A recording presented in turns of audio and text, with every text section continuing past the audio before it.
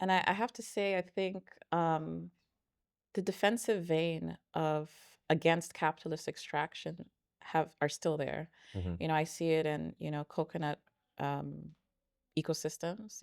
I think I described earlier the coconut food industry that's linked to fertilizers, animal feeds, long-term resilient coconut forestry.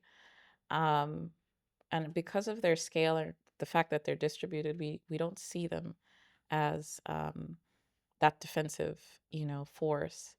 But I think when you start to map and just shadow, these ecosystems, um, you begin to see that they're the ones who are slowly returning value despite these rates of extraction.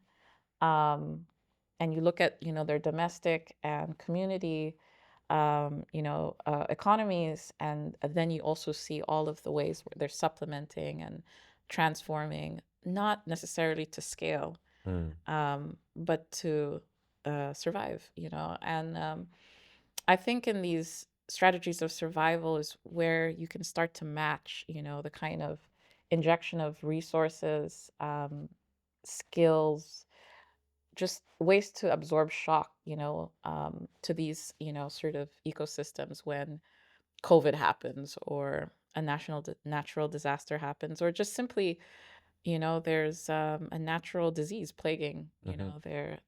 their farms, and that's when I think there's an opportunity for design and a whole host of intersectoral collaborators to amplify, the work that they've been doing for a long time.